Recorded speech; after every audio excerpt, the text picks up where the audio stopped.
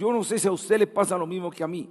Es imposible uno leer el capítulo 1 de Jonás sin ir al 2. Y es imposible leer el 2 sin leer el 3 y el 3 sin leer el 4. En otras palabras, es un libro para leérselo de una sola sentada. En solo 5 minutos tú te lees todo el libro de Jonás, dependiendo de tu ritmo de lectura. En estos días, como iba a predicar de Jonás, lo leí varias veces, incluso anoche lo leí 2 veces más antes de acostarme para tenerlo aquí. Entonces es un libro de esos bien emocionantes. Una buena forma como usted entiende la palabra es: lea despacio, lea con comas, empelicúlese, métase. Vamos a tratar a ver si nos montamos en la nave con Jonás, nos metemos en el vientre del pez de Jonás, caminamos por las calles de Nínive y nos sentamos debajo de la calabacera. Yo quiero que ahí vean la imagen. Recuerden, una imagen vale más que 1000 palabras. Entonces les digo las 1000 palabras y les dejo la imagen. ¿Qué ven ahí en la imagen? ¿Qué es esa imagen? ¿Qué símbolo es? Dicen que la justicia es ciega y tiene una balanza y está representada por una mujer, pero esa balanza tiene algo interesante. ¿Qué tiene? ¿Está equilibrada o no está equilibrada? No, parece que el corazón estuviera pesando más que el cerebro y la razón. Este es el título de la enseñanza: la despiadada razón ante el divino corazón. Y tú te vas a dar cuenta que en realidad el libro de Jonás es así. Por favor, abra Jonás. Vamos a ir leyéndolo y diciendo cosas. Entonces usted va a seguir conmigo esta historia. Jonás capítulo 1, y téngalo ahí abierto porque vamos a leer otros pasajes del mismo capítulo. Jonás capítulo 1, y vamos entonces a mirar lo que dice la palabra del Señor. Vino palabra de Jehová a Jonás, hijo de Amitai, diciendo: levántate y ve a Nínive, aquella gran ciudad, y pregona contra ella, porque ha subido su maldad delante de mí. Jonás se levantó para obedecer. Para huir. Jonás se levantó para huir de la presencia de Jehová a Tarsis, y descendió a Jope, y halló una nave que partía para Tarsis, y pagando su pasaje entró en ella para irse con ellos a Tarsis, lejos de la presencia de Jehová. Déjeme decirle que el mundo antiguo conoció una de las potencias más crueles, despiadadas que haya existido.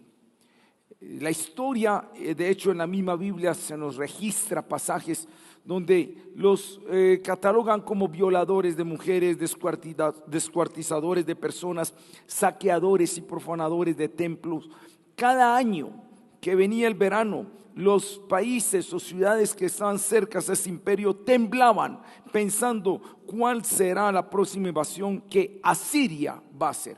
Estoy refiriéndome al ejército asirio. Los asirios, cuando cada verano y cada primavera decidían conquistar una ciudad, y cada día su ejército se hacía más poderoso, y la forma como conquistaba e irrumpía en las ciudades era así: violaciones, saqueos, descuartizamientos.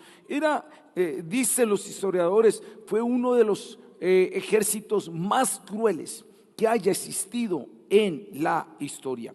Estamos hablando del año 792 al 740 antes de Cristo, en el reinado de Jeroboam, reino del norte. Más o menos esa es la ubicación histórica. La pregunta es, razonablemente, ¿quién desearía el bien para una nación así? ¿Quién desearía que una nación como esas se les pudiera dar una segunda oportunidad? No hay persona que se le pueda ocurrir eso. En la razón no cabe esto.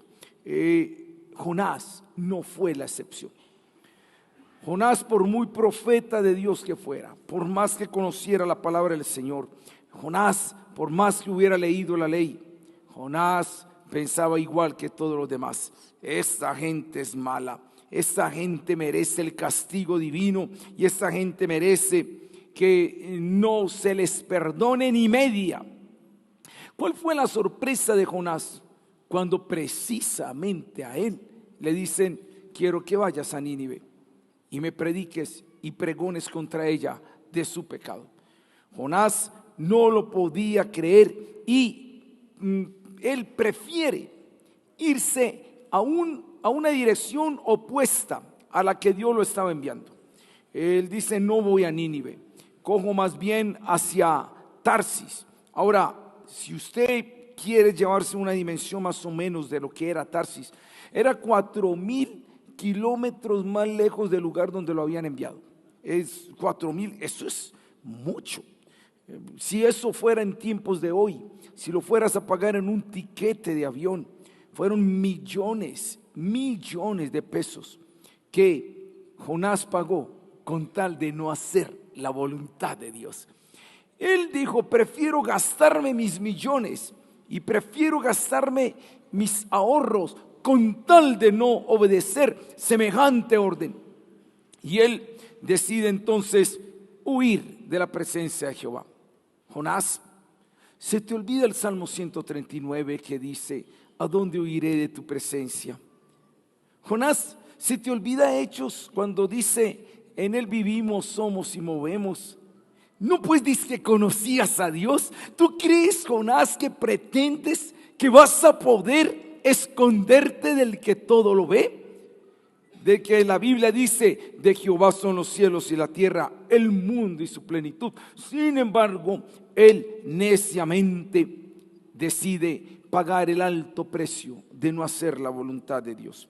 ¿Dónde está el profeta que conoce la omnipresencia de Dios, la soberanía de Dios? Locura de Jonás pretender que se le podía volar al que lo sabía todo. Sin embargo, neciamente y obstinadamente decide pagar su costoso viaje. Mis hermanos, tal es el precio de desobedecer la voluntad de Dios. Tú puedes ir a la dirección que sea, pero mientras no estés en la dirección correcta, pagarás un alto costo de tu desobediencia. Miren, mis hermanos, un paréntesis en esto. El hermano Dante Gebel dio una excelente enseñanza sobre un tiquete a Tarsis, hablando cuánto cuesta ir en contra de hacer la voluntad de Dios. Siempre será mucho más costoso no obedecerle que obedecerle. En mis años de pastor, yo he visto cantidad de personas que deciden vivir una vida contrariando a Dios. Nunca les ha ido bien. Les ha tocado pagar altos costos por la desobediencia. Pastor, es muy difícil obedecer a Dios. Los miro a los ojos y les digo: es más difícil desobedecerle. Pastor, hacer la voluntad de Dios es difícil, ir en contra de ella es peor. Muchos neciamente han decidido pagar costos dobles, triples, mucho más de precio que simplemente obedecer al Señor. Y vemos a un Jonás que decidió hacer esto. Nicky Cruz, un expandillero del Bronx, fue rescatado en el ministerio del difunto hermano David Wilkerson. Él hablaba algo tan tremendo sobre los niños, porque él tiene un llamado hacia los niños, a salvar a los niños, porque fue un niño abusado, fue un niño abandonado. Y me impactó mucho esta frase, porque él dice: salvemos a nuestros niños antes de que crezcan y nos maten. ¿Sabes por qué Nicky Cruz decía esto? Oigamos la voz de Dios para el llamado a las naciones. Oigamos la voz de Dios para proclamar el evangelio. Oigamos la voz de Dios para cumplir su misión, para ir al Nínive de este mundo.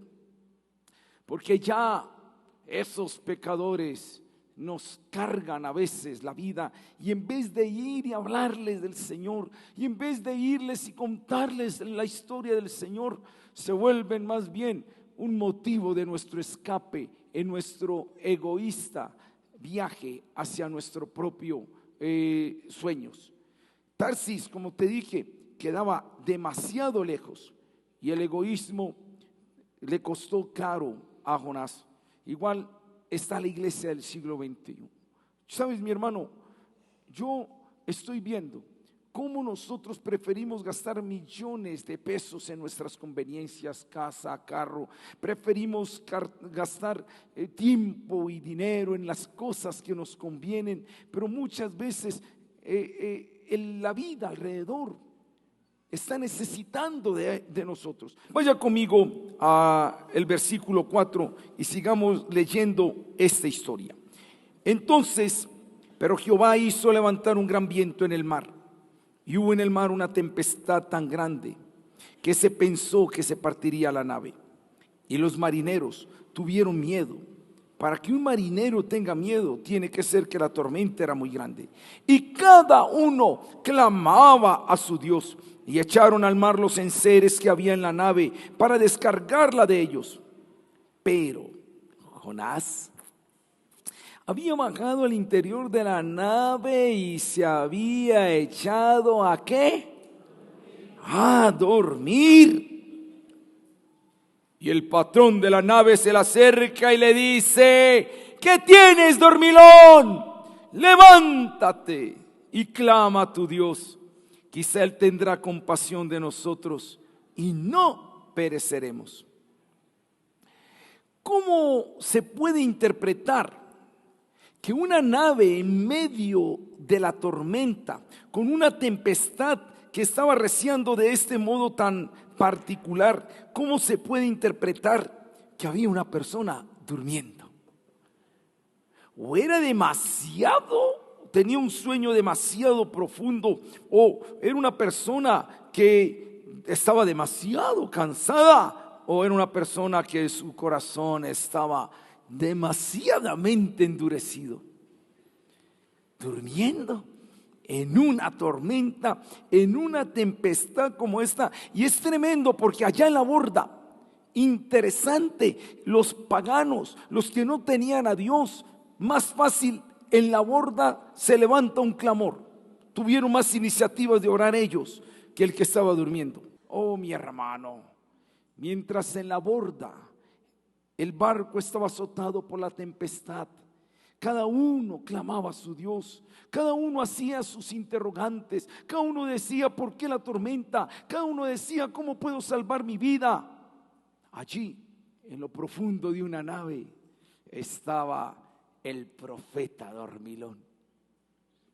Estaba el profeta en su sueño, indiferente a lo que pasaba a su alrededor. ¿Acaso no le importaba el clamor de los demás? ¿Acaso no veía la inminencia de un desastre general? Había llegado a tal grado la dureza de su corazón que ni el fuerte vaivén de la nave lo despertaba. Oh, mis hermanos, sociológicamente, tú y yo ya sabemos cuál es el reporte del mundo. ¿Cómo está nuestra nave? Como nunca antes los vientos están soplando fuerte en el barco llamado mundo. Y tuvieron más iniciativas de procurar salvar la nave que el que estaba durmiendo. El que estaba durmiendo es que lo resuelvan ellos. Yo me voy a dormir. ¡Qué tremendo! Mire, mi hermano, a estas alturas de la enseñanza podemos crear analogías. Para nadie es un secreto que el mundo está en crisis. Hablaba en estos días con el secretario de salud mental en Don Matías, y las camas están colapsadas. En la enfermedad emocional y mental se ha disparado de una manera increíble. En los hospitales psiquiátricos no están dando abasto. Hay un vacío en la sociedad y esto conlleva otra serie de cosas. Los que estuvimos en el seminario con el hermano Jocks McDowell habla de el incremento de la pornografía en este tiempo. El incremento, hay más de 30 millones de páginas pornográficas y el 50% aún del cristianismo está involucrado en pornografía. La pornografía es el resultado de personas con corazones vacíos que están buscando emociones externas, pero fuera de eso, esto conlleva otras cosas. La depresión, el suicidio, las drogas, asesinatos. La nave se nos está hundiendo, mis hermanos. Los vientos están soplando fuerte en el mundo. No sabemos dónde, qué rumbo tomar. No sabemos qué horizonte. El horizonte se ve oscuro. No hay claridad en el horizonte. Hay tempestad en la nave, pero a mí no me preocupa la tempestad de la nave. ¿Qué me preocupa a mí? Los Jonás que están durmiendo en la parte de abajo de la nave. Me preocupa los que insensiblemente pareciera que no se están dando cuenta de qué está pasando alrededor de este mundo. Yo te voy a decir, decía en el primer culto, usted lo puede mirar, hace unos días en Colombia hubo una comisión a nivel internacional, la Comisión de la Verdad. Algunos critican este grupo, algunos dicen hay tintes políticos, bueno, independiente de lo que, de las intenciones que tengan, pero me impactó, lo tengo aquí, me lo piden y se los mando. Francisco de Rose, uno de los del Comité de la Verdad, mira lo que escribe el informe que da. Pedimos a los líderes religiosos reflexionar ante el vacío espiritual de un pueblo de tradiciones de fe, sumido en una crisis humanitaria de desconfianzas y muerte. Te lo voy a traducir que dijo Francisco de Rose. Colombia es un país creyente, es un país, es un pueblo de tradiciones de fe. Nosotros somos un pueblo creyente, pero hay un vacío espiritual.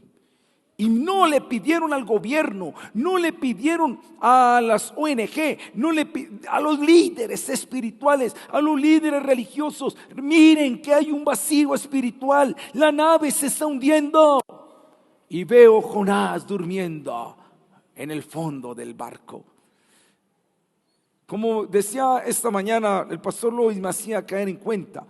Más fácil arriba, en la borda, había clamor de los paganos que el del dormilón profeta. Los paganos estaban orando a sus dioses y estaban diciendo, ¿qué hacemos? Y el profeta con el Dios verdadero durmiendo en la nave. Ahora, mire, siga leyendo conmigo esto. Mire lo que dice el versículo 6. Dice, y el patrón de la nave se le acercó y le dijo, ¿qué tienes, dormilón? Levántate y clama a tu Dios. Quizá Él tendrá compasión de nosotros y no pereceremos. Y dijeron cada uno a su compañero, venid y echemos suerte para que sepamos por causa de quién nos ha venido este mal. Y echaron suertes y la suerte cayó sobre Jonás. Entonces le dijeron ellos, decláranos ahora por qué nos ha sobrevenido este mal. ¿Qué oficio tienes? ¿Y de dónde vienes? ¿Cuál es tu tierra? ¿Y de qué pueblo eres? En otras palabras, Señor nos muestra sus credenciales. ¿Quién es usted? Y él, con la frente en alto y el pecho sacado, empieza a decir, soy hebreo y temo a Jehová Dios, Dios de los cielos que hizo el mar y la tierra. ¡Wow! Qué lindas credenciales tenés, Jonás, para mostrar. Hebreo, temes a Dios, profeta, así te autoidentificas. Sí, Señor, ese soy yo. Mundo, ¿qué dicen de Jonás? ¿Qué decía el mundo de Jonás? Un dormilón. Interesante que él se veía de una forma, pero el mundo lo podía ver de otra. Él decía, oh, yo soy cristiano, yo llevo tantos años en la iglesia, no robo, no mato a nadie, el sermón del el cristiano evangélico. Pero ¿qué dirán los de afuera? Te leí ese informe, nos están diciendo, hey, ¿qué pasa con los líderes espirituales? ¿Dónde está la iglesia? ¿Dónde está el evangelismo? ¿Dónde está el discipulado? ¿Qué estamos haciendo por la nación? ¿No será que esa diferencia de informes será para estos tiempos también? Cuando nosotros tenemos unas credenciales, el mundo nos muestra otra. Dice el texto, Cuando él responde esto en el 10, y aquellos hombres temieron sobremanera y le dijeron: ¿por qué has hecho esto? Porque ellos sabían que huía de la presencia de Jehová, pues él se lo había declarado. Y le dijeron: ¿qué haremos contigo para que el mar se nos aquiete? Porque el mar se iba embraveciendo más y más. Por favor, escuchen esta respuesta. Y le respondió: tómeme y écheme al mar, y el mar se les aquieta, porque yo sé que por mi causa ha venido esta gran tempestad sobre vosotros. Yo le digo, ¿qué era lo que tenía que hacer Jonás? Jonás tenía que orar y decirle: Señor, venga, volvamos a estar en cuentas. Yo soy el desobediente, yo no te hice caso, yo estoy en contra de tu voluntad y perdóname, Señor. Pero él irresponsablemente es: écheme al mar. No toma ninguna actitud responsable. Yo lo digo, mira lo que dice: aunque él les dio permiso para que lo echaran al mar. Mira lo que dice el 13. Y aquellos hombres trabajaron para hacer volver la nave a tierra, mas no pudieron, porque el mar se iba embraveciendo más y más contra ellos. Interesante que en la nave, los de la nave mostraron más misericordia hacia Jonás que Jonás hacia los de la nave. Los de la nave no querían tirar a ese hombre al mar. Jonás dice: si esto se hunde por mi desobediencia, que se hunda. Wow, hermano, que Martin Luther King en su famoso mensaje, pastor evangélico en los Estados Unidos, tengo un sueño, él dice: ya no me preocupa la tanta maldad de la gente mala, me preocupa la mucha indiferencia de la gente buena. Un libro como el de Jonás tiene repercusiones para estas épocas, porque yo me temo que más o menos una historia similar se está contando. Más o menos estamos siendo protagonistas de una historia parecida a la que nos narra el libro de Jonás. ¿En qué termina el capítulo 1? Estamos el barco de la insensibilidad. Entonces clamaron a Jehová y dijeron: te rogamos ahora, Jehová, que no perezcamos nosotros por la vida de este hombre, ni pongas sobre nosotros la sangre inocente, porque tú, Jehová, has hecho como has querido. ¿Quiénes oraron primero a Jehová? Oraron primero a Jehová ellos que el profeta. Lo echaron al mar. ¿Sabes qué es echar al mar un hombre en estas circunstancias? Era echarlo a la muerte segura. ¿Se lo merecía, sí o no? Sí, se lo merecía. Pero miren qué belleza el versículo 17. Pero Jehová tenía preparado un gran pez que tragase a Jonás, y estuvo Jonás en el vientre del pez 3 días y 3 noches. Oh, qué lindo ese pero. Señor, elimínalo. No, yo no lo elimino. El pez fue la provisión de Dios para salvar al terco y obstinado profeta. Era la voluntad perfecta de Dios. Quería Dios llevar a Jonás en vientre de pez a Nínive. ¿En cómo lo quería llevar? En barquito de primera clase. Pero parece que algunos prefieren andar más bien en vómito de pez que barquito de primera clase.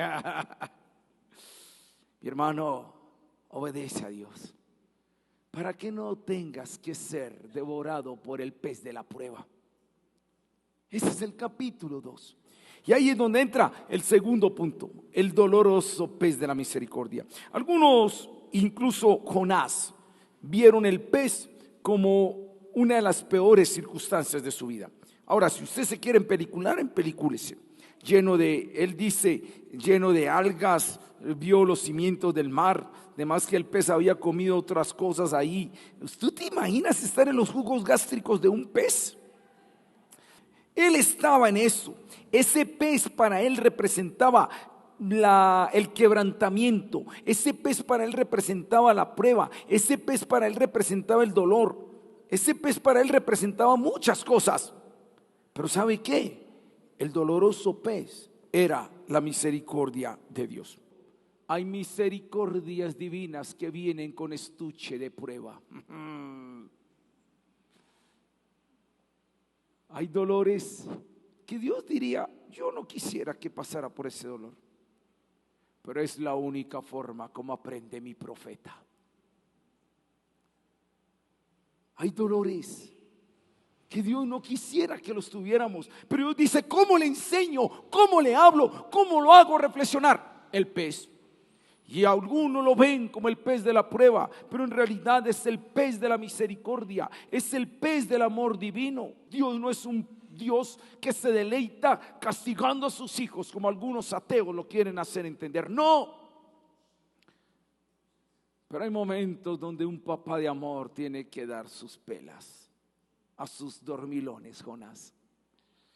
Quiéralo Dios que no nos tengan que despertar en un vientre de pez. Quiéralo Dios. Ahora más que nunca la nave está clamando, ¿dónde están los cristianos? Ahora más que nunca el alrededor está diciendo, ¿dónde está el pueblo de Dios? ¿Dónde están los hijos de Dios?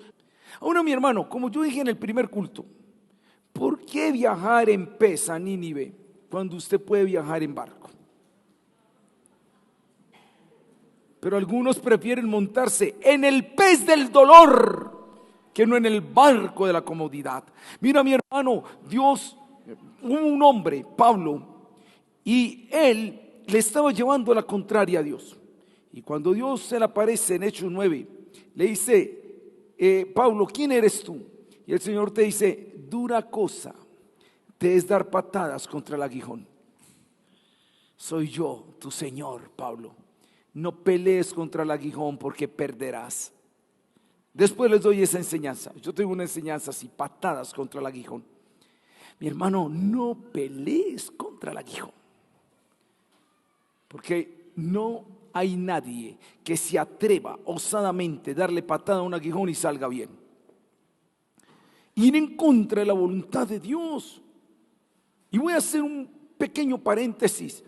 Usted está escuchando esta enseñanza y usted está oyendo la voz no de Wilson sino del Espíritu Santo, porque muchos de ustedes saben lo que tienen que hacer en la voluntad del Señor, saben cómo deben obedecer, y algunos parece, no, yo me hago el loco aquí.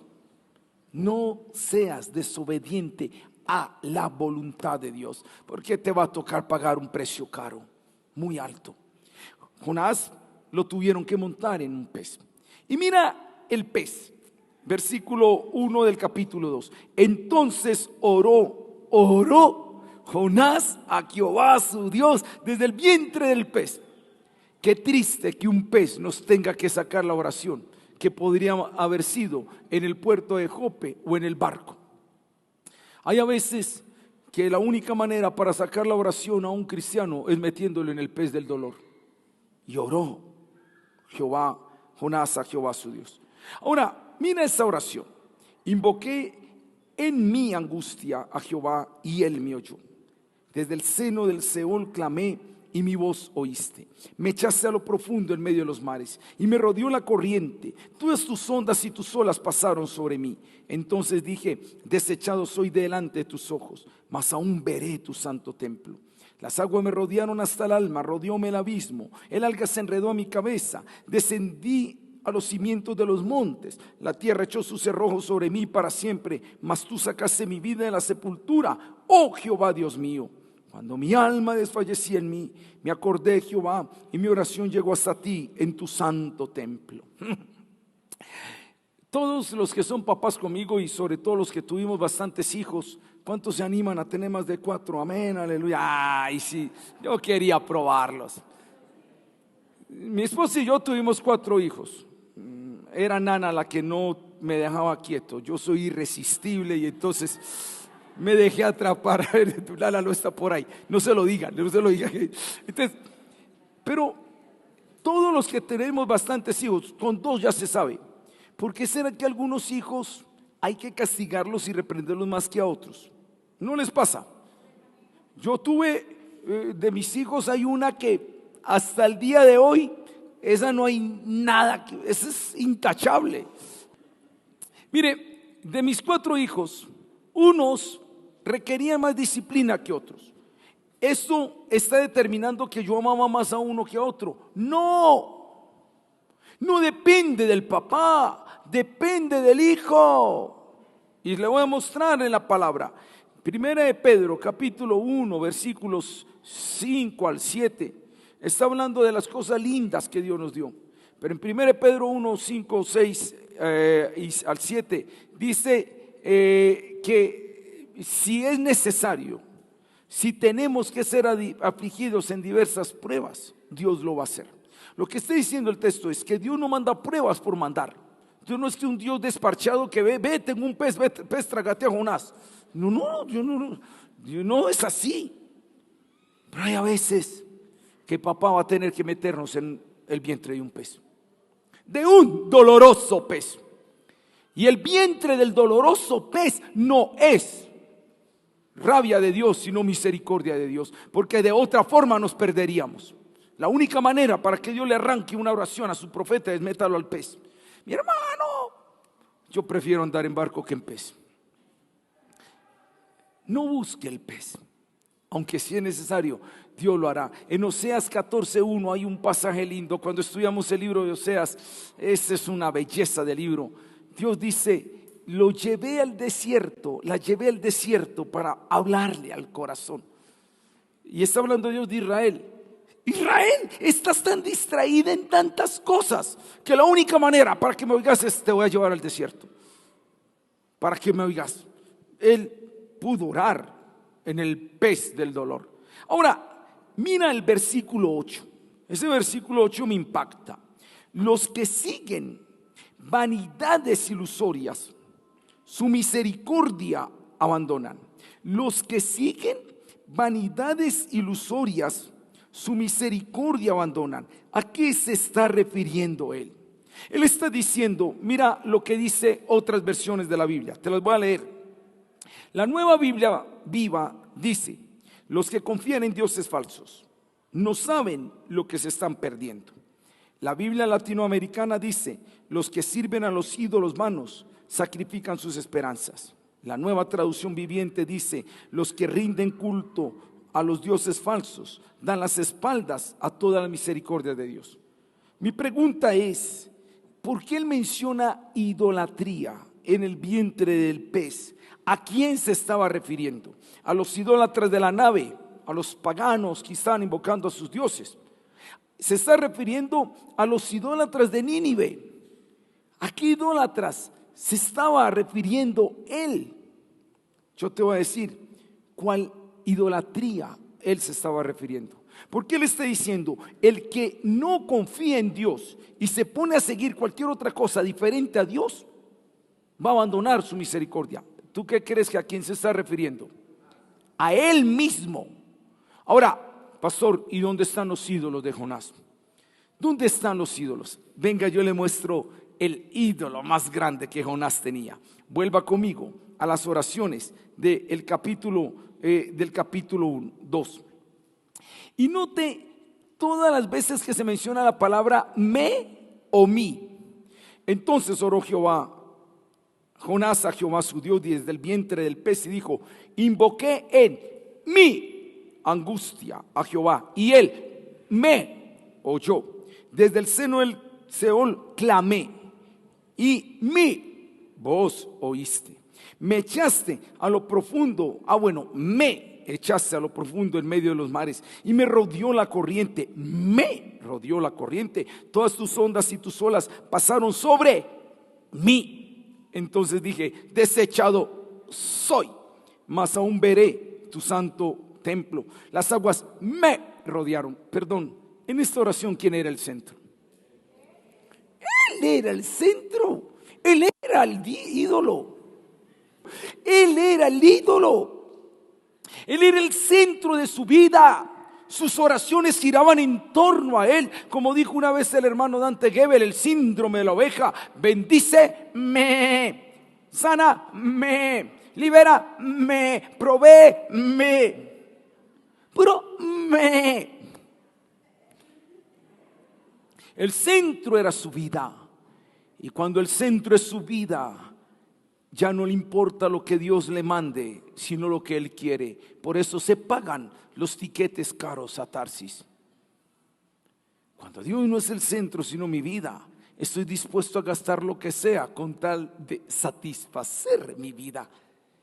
Él era su propio ídolo. Él entendió: los que abandonan a Dios y se van tras las vanidades ilusorias, sus misericordias abandonan. Él entiende: yo estaba perdiéndome de tantas cosas y decidí vivir la vida difícil de un pez, pudiendo vivir la vida fácil. ¿Será que la iglesia de Dios está así? Veo mucho de egocentrismo. El me debería cambiar por úsame, envíame. Ese me debería cambiar, pensar más hacia allá. La salvación no es para que nos quedemos bajo una cruz, sino para que le digamos al mundo quién es el hombre de la cruz. Él era el centro de su vida. No me importan tus caminos, Dios. No me importan tus propósitos. No me importa tu reino. Importa mi comodidad. Importa mi bienestar. Importa lo que yo quiero. Importa mi viaje a Jope, no a Nínive. Hermano, no viva la vida difícil en el vientre del pez. No la viva. No se la deseo a nadie. Pero algunos como que la buscan. Volví a sonar a Pedro. Pedro, se me está contagiando eso. Mire esto, algunos la buscan. Algunos la buscan, hermano. ¿Cuándo es que el pez vomita a Jonás? En estos días estaba en el colegio dando un seminario a los profesores del colegio. Diana está por acá. No veo a Diana por aquí, además que vino en el primer culto. Pero fue muy lindo ese tiempo con el Colegio Panamericano Colombo Sueco, enseñándole a los profesores a orar. 2 días estuvimos. Hicimos un seminario y el 90% de las oraciones que el pueblo cristiano levanta hoy son de estas clases de oraciones. El me lo deberíamos cambiar por envíame, úsame. Ya sería diferente. Me aquí. Esto debería cambiar. Pero abundan las oraciones egocéntricas, antropocéntricas, donde el centro no es Dios sino el hombre. Pero ¿qué causa el vómito del pez? Ahora, si yo les dijese a ustedes, ¿cuánto les gusta que lo vomite el pez? Usted dirá, depende. O sea, yo no quiero que el vómito del pez caiga sobre mí, pero si yo estoy dentro del pez, que me vomite. El pez puede vomitarte, pero cuando el pez vomita, ¿qué causa vómito al pez? Mira esto, versículo 9.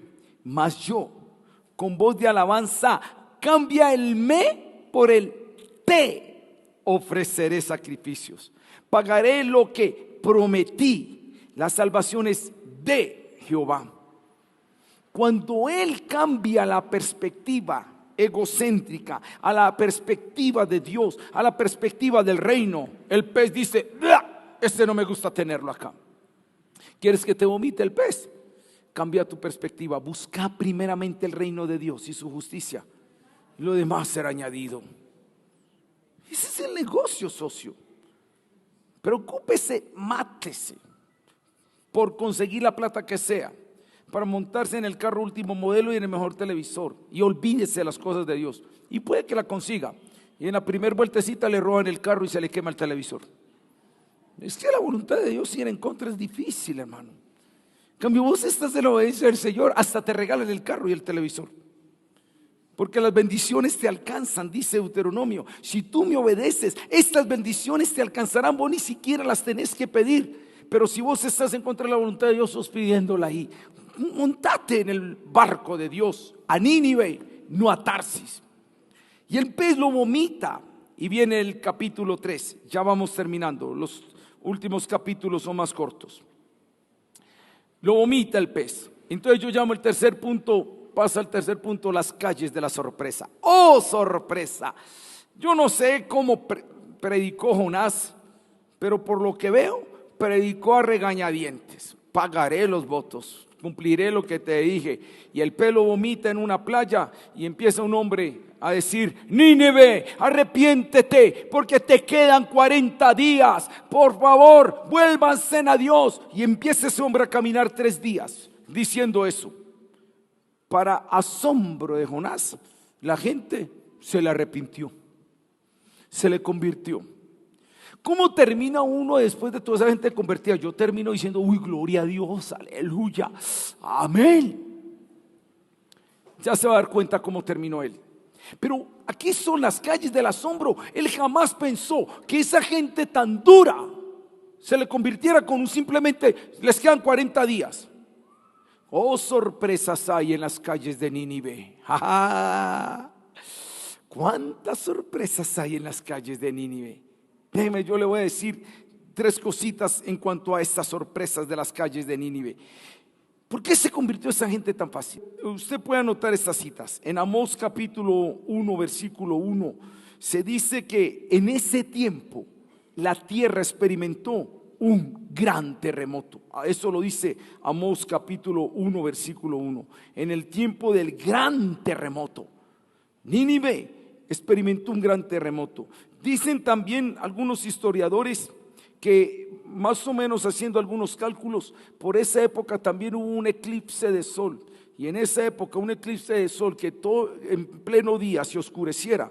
Entonces, ¿qué había vivido Nínive? Primero un temblor, un terremoto, sobreviven. Luego se oscurece el cielo, sobreviven. Y luego un tipo vomitado en las playas diciendo: arrepiéntase, se arrepiente el que sea. ¿Sabes qué significa eso? Dios está trabajando por la salvación del mundo.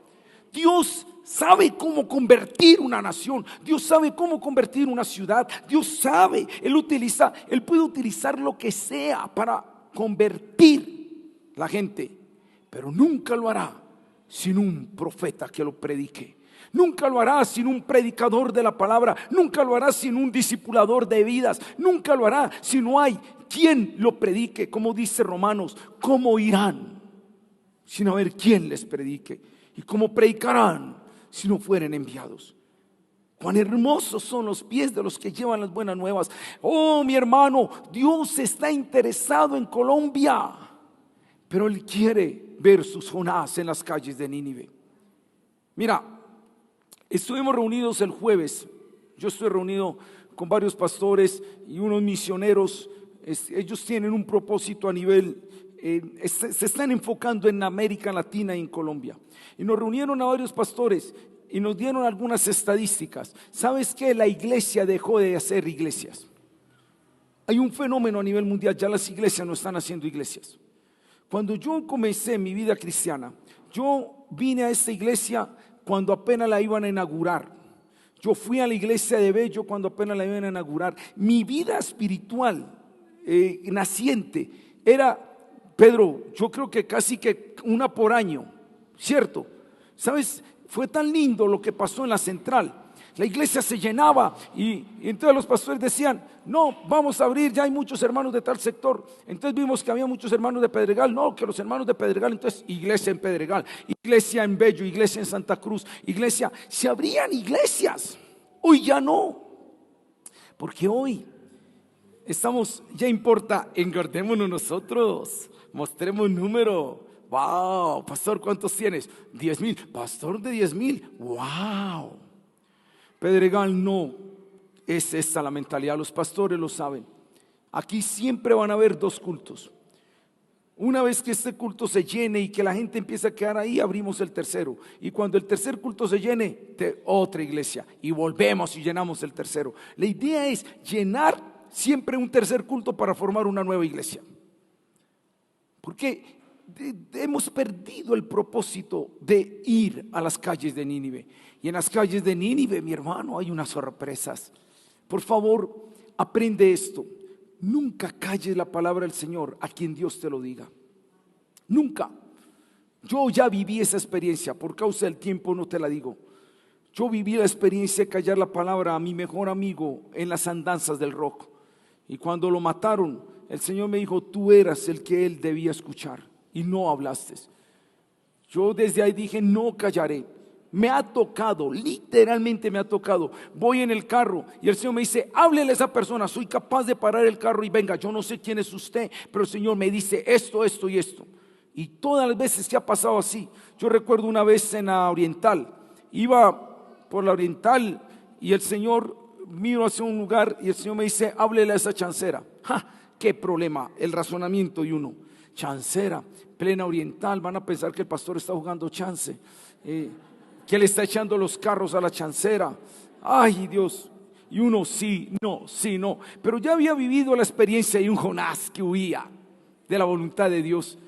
Le dije, Señor, hazme invisible a los chismosos, Señor, por favor. Yo me acerco y le digo, yo no sé quién es usted, pero Dios me dice que hay un propósito para su vida, y ella empieza a llorar. Y me dice, ¿quién es usted? Yo soy pastor evangélico y yo leo la palabra y el Señor me dice esto. Ella empieza a llorar, a temblar y saca un frasco y me dice, iba a terminar el turno ahora a las 12 para tomarme este frasco de veneno y quitarme la vida porque mi novio me dejó. Wow, en las calles de Nínive hay sorpresas. Oye la voz del Espíritu. En cualquier momento Dios te va a poner, háblale a esa persona. Y no es solo hablarle, sino discipularlo. Termino con esto. Cuarto punto, las calabaceras, el gusano y la calabacera, la lección. Terminamos con esto. Capítulo 4. Pero Jonás se apesadumbró en extremo y se enojó. Y oró a Jehová y dijo ahora, oh Jehová, ¿no es esto lo que yo decía estando aún en mi tierra? Por eso me apresuré a huir a Tarsis, porque yo sabía que tú eres Dios clemente y piadoso, tardo en enojarte y de grande misericordia, y que te arrepientes del mal. Ahora pues, oh Jehová, te ruego que me quites la vida, porque mejor me es la muerte que la vida. Y Jehová le dijo, ¿haces tú bien en enojarte tanto? Y salió Jonás de la ciudad y acampó hacia el oriente de la ciudad y se hizo allí una enramada y se sentó debajo de ella a la sombra hasta ver qué acontecería a la ciudad. Y preparó Jehová Dios una calabacera, la cual creció sobre Jonás para que hiciese sombra sobre su cabeza y le librase su malestar. Y Jonás se alegró grandemente por la calabacera. Pero al venir el alba del día siguiente, Dios preparó un gusano, el cual hirió la calabacera y se secó. Y aconteció que al salir el sol, preparó Dios un recio viento solano, y el sol hirió a Jonás en la cabeza y se desmayaba. Y deseaba la muerte, diciendo, mejor sería para mí la muerte que la vida. Entonces dijo Dios a Jonás, ¿tanto te enojas por la calabacera? Y él respondió, mucho me enojo hasta la muerte. Y dijo Jehová, tuviste tú lástima la calabacera en la cual no trabajaste, ni tú le hiciste crecer, que en espacio de una noche nació y en espacio de otra noche pereció. Y no tendré yo piedad de Nínive, aquella gran ciudad donde hay más de 120,000 personas que no saben discernir entre su mano derecha y su mano izquierda, y muchos animales. Jonás se enoja porque Nínive se arrepiente. No se puso alegre. Yo le voy a decir, mi hermano, yo siendo Dios acabo con Jonás, porque la misericordia que estamos viendo en el libro de Jonás no fue solo hacia Nínive, sino también hacia el profeta. Yo acabo ese Jonás, ya, se quiere morir, muérase entonces. 4 veces dijo, me quiero morir. Dios dijo, venga Jonásito, venga, yo le doy una leccioncita, qué lindo es Dios. Ni elimina a Nínive, ni elimina a Jonás. Ya nos hubiera eliminado a nosotros también. Porque Dios no solo tiene que lidiar con los ruidosos pecadores, sino también con los silenciosos santos. Dios no solo tiene que lidiar con los ruidosos pecadores de afuera, sino con los silenciosos, a veces rebeldes santos, que no queremos cumplir su comisión. Dios, gracias por tu misericordia. Dios no estaba solo lidiando con el arrepentimiento de Nínive. Dios también estaba lidiando con el arrepentimiento de su profeta. Ni a Nínive ni al profeta Dios los eliminó. ¡Wow! ¡Qué belleza! Dios, mira, te voy a dar un datico. En los tiempos de Jonás habían 2 profetas más. Esto es pregunta de alta categoría. El que responda a esto se gana yo no sé qué. ¿Cuáles eran los otros dos profetas que habían en el tiempo de Jonás? Para los que estudiaron de pronto historia bíblica, ¿sabes cuáles son los otros dos profetas de ese tiempo? Amós y Oseas. Dios, ¿por qué no llamas a Amós? Ese man es más obediente que Jonás. ¿Por qué no llamas a Oseas? Elimina a ese profeta que quiera a toda hora morirse. A toda hora, me quiero morir, me quiero morir, me quiero morir. No me sirve un hombre así. Dios dice, la misma misericordia que le tengo a los de Nínive es la misma misericordia que le tengo a Jonás. No me razones, mi amor. Por eso la balanza. En el razonamiento humano acabo con Nínive y con Jonás, y hasta de pronto conmigo también. En el divino corazón del Señor, Él es diferente. Cuánta paciencia Dios no nos tiene. Dios no tiene que lidiar solo con un mundo pecador, sino con una iglesia que está durmiendo en la nave de los pecadores. Dios no solo tiene que lidiar con la maldad de los malos, sino también con el silencio de los buenos. Oh Señor, ayúdanos a ser tus Jonás para estos tiempos. ¿Y qué le da? Una calabacera, le da una sombra. Jonás se siente contento con esa calabacera, pero el otro día viene un gusano y se le come la calabacera. Le quitó la felicidad a Jonás. Mis hermanos, qué gran lección. Yo tengo una predicación solo de eso, pero no se la voy a dar. Simplemente quiero decirle qué representa el gusano y qué representa la calabacera. Son las cosas que en la vida Dios nos da. ¿Qué es un carro? Calabacera. ¿Qué es la familia? Calabacera. ¿Qué es una casa? Calabacera. Son cosas que la vida nos da, que en cualquier momento puede llegar el gusano y también se la lleva. Y la vida no está en una calabacera. La felicidad no está en una calabacera. La felicidad está en la voluntad de Dios, en el propósito de Dios. La felicidad está en decirle al Señor: úsame, Dios, para tus planes, para tus propósitos eternos. Heme aquí. Esa es la felicidad, no calabaceras que este mundo nos da y que gusanos se las pueden llevar. Y Dios le dice a Jonás: tienes dolor por una calabacera donde tú no tuviste parte ni arte. Yo la hice, yo la quité. Tuviste compasión por una calabacera donde no tuviste tú ninguna participación. No tendré yo compasión de 120,000 personas que hay en Nínive. Los conocía por número exacto y hasta conocía sus mascotas. Conocía los animales que había allí, porque ese es Dios. A veces en nuestros razonamientos: no iré, callaré, me importa esto. Pero Dios en su corazón dice: hazlo. Ve, predica, comparte.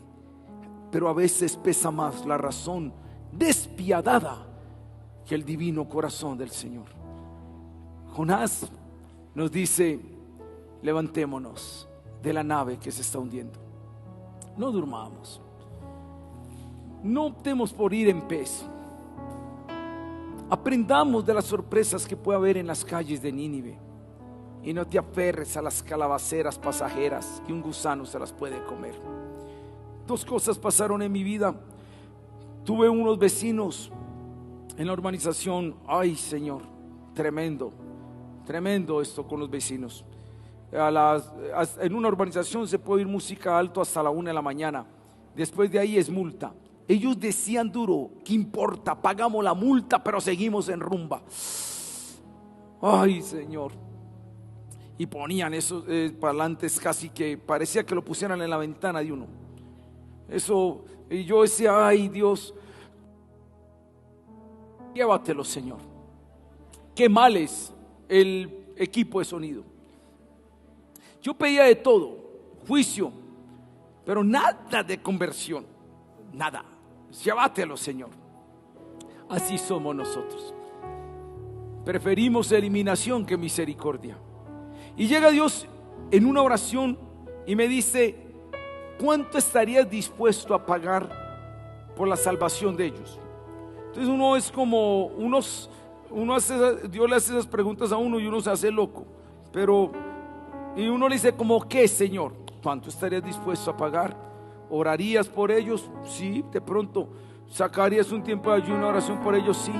Pero el Señor me dijo, no, ¿estarías dispuesto a pagar algo más? Si yo te dijese, pierdes tu casa con tal de que ellos sean salvos, pierdes tu carro con tal de que ellos sean salvos, y empieza el Señor a tocar otras cosas que eran calabaceras de más valor, ¿estarías dispuesto a perder eso por la salvación de ellos? ¿Tú qué crees que le dije yo al Señor? Yo me los aguanto mejor así, Señor, que sigan haciendo bulla. Porque a veces hemos perdido el valor de un alma. Imagínate que el pastor Wilson Gutiérrez dijera 500,000 pesos por persona que me ganen para el Señor. El discipulado, pastor, mis 2 millones, ve ahí le traje 4. Porque hemos perdido el valor de un alma, hemos perdido el valor de la gran comisión. Ayúdanos a no ser Jonases, despiadados en nuestra razón, huyendo al divino corazón. Póngase pie y vamos a orar al Señor. Señor, perdónanos, porque somos los Jonás dormilones en la nave cuando otros están clamando a sus dioses, y a veces desesperados en el pez de la angustia no estamos entendiendo cuál es el propósito de Dios. A veces nos atrevemos tímidamente a predicar en las calles de Nínive, y una que otra sorpresita nos llevamos de acuerdo a nuestra timidez. Pero cuánto estamos aferrados a nuestras calabaceras que fácilmente un gusano las puede quitar. Aprendamos de Jonás, el Hijo de Dios, que exhibía credenciales y se mostraba como hebreo de hebreos y temo a Dios, pero quizás en la nave los conocerían como el dormilón. Han pasado todos estos años y la pregunta es, ¿cuánto de Jonás hay en nosotros? ¿Cuánto del carácter y del comportamiento de Jonás se ve en las congregaciones? Gracias, porque no solo tienes que lidiar con el ruidoso pecado de los malos, sino con el silencioso, con la insensibilidad y el silencio de los buenos. Aquí estamos, Dios, y que libros como el de Jonás nos hagan despertar, que nos hagan, Señor, oh Dios, salir del sueño, de la anestesia. Señor, que libros como el de Jonás nos lleven a cumplir realmente la gran comisión. Clava tu palabra en nuestra mente y corazón, que nunca se olvide, que sean como espinas hincadas en el corazón. Por favor, Dios, que tu palabra sea verdad para nuestras vidas. En el nombre de Jesús, amén y amén.